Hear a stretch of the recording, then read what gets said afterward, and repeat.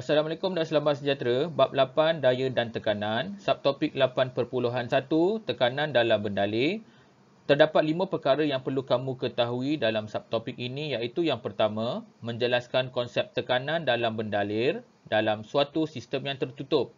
Kedua, berkomunikasi mengenai aplikasi prinsip Pascal dalam kehidupan harian. Ketiga, menjelaskan perkaitan hal laju bendalir dengan tekanan. Keempat, berkomunikasi mengenai aplikasi prinsip Bernoulli dalam kehidupan harian.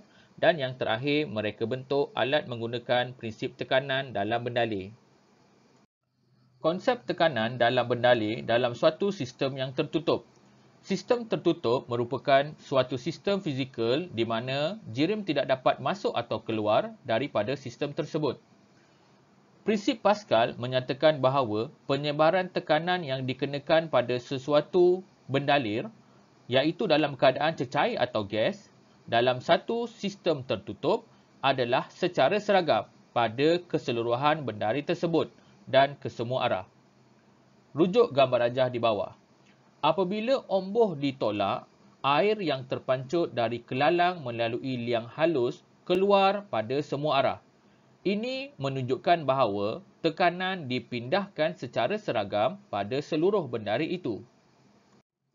Seterusnya, prinsip Pascal dalam operasi sistem hidrolik. Fungsi sistem hidrolik adalah untuk digunakan membuat kerja-kerja berat. Kerja berat di sini membawa maksud daya input yang kecil dapat menghasilkan daya output yang besar. Daya input dikenakan ke atas omboh kecil menghasilkan tekanan. Tekanan akan dipindahkan secara seragam melalui bendalir. Maka, daya output yang lebih besar dihasilkan pada omboh yang besar. Bendalir yang lazim digunakan ialah air atau minyak. Ciri-ciri khas yang terdapat pada air dan minyak adalah tidak mempunyai bentuk yang tetap dan tidak boleh dimampatkan. Menurut prinsip Pascal, tekanan dipindahkan secara seragam melalui bendalir. Maka, tekanan pada omboh kecil adalah sama dengan tekanan pada omboh besar. Formula bagi tekanan ialah daya bahagi dengan luas. Apabila pengiraan dibuat, daya output yang terhasil adalah 500 Newton. Ini menunjukkan bahawa 10 Newton daya input dapat menghasilkan daya output yang lebih besar, iaitu 500 Newton. Berikut adalah aplikasi prinsip Pascal dalam kehidupan harian. Pertama, jak hidrolik. Bagi mengangkat kereta, tuas akan ditolak ke atas dan ke bawah secara berulang-ulang. Apabila tuas ditolak ke atas, injap A akan terbuka, manakala injap B akan tertutup. Oleh sebab itu, bendalir dalam takungan cecair mengalir masuk ke ruang bawah omboh kecil. Apabila tuas ditolak ke bawah, iaitu dikenakan daya input, injap A akan tertutup, manakala injap B akan terbuka. Ini akan menyebabkan omboh kecil mengenakan tekanan ke atas bendalir. Cecair memindahkan tekanan tersebut ke omboh besar berbeban, lalu menolaknya ke atas, iaitu terhasil daya output yang lebih besar. Kedua, sistem brek hidrolik. Apabila brek ditekan, omboh silinder utama ditolak dan akan mengenakan tekanan ke atas bendalir. Menurut prinsip Pascal, tekanan bendalir akan dipindahkan secara seragam oleh minyak brek melalui paip logam ke silinder brek. Tekanan ini akan menolak omboh silinder brek dan seterusnya menghasilkan geseran yang akan memperlahankan atau memberhentikan kenderaan. Seterusnya, hubung kait antara hal laju bendalir dengan tekanan. Prinsip Bernoulli menyatakan apabila bendalir melalui kawasan yang sempit, hal laju bendalir akan meningkat.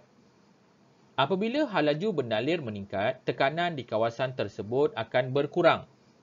Rujuk dua gambar rajah di bawah. Bagi gambar rajah yang pertama, apabila bendalir tidak mengalir, tekanan bendalir pada P1, P2 dan P3 adalah sama. Maka, Aras air pada kawasan P1, P2 dan P3 juga adalah sama. Pada gambar rajah yang kedua, kawasan P2 adalah kawasan yang paling sempit. Maka, bendalir akan mengalir paling laju di kawasan P2.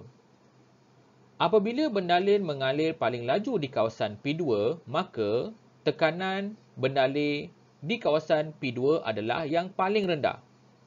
Ini menyebabkan aras air pada kawasan P2 adalah yang paling rendah. Dan yang terakhir, aplikasi prinsip Bernoulli dalam kehidupan harian. Pertama, bentuk aerofol sayap kapal terbang. Bentuk aerofol akan menyebabkan hal laju aliran udara di bahagian atas sayap lebih tinggi berbanding di bahagian bawah sayap kapal terbang. Ini akan menghasilkan kawasan bertekanan tinggi di bahagian bawah sayap. Perbezaan tekanan ini akan menghasilkan daya angkat pada kapal terbang. Kedua, penunuh Bunsen. Apabila corong gas penunuh Bunsen dibuka, gas akan keluar melalui corong yang sempit dengan hal laju yang sangat tinggi.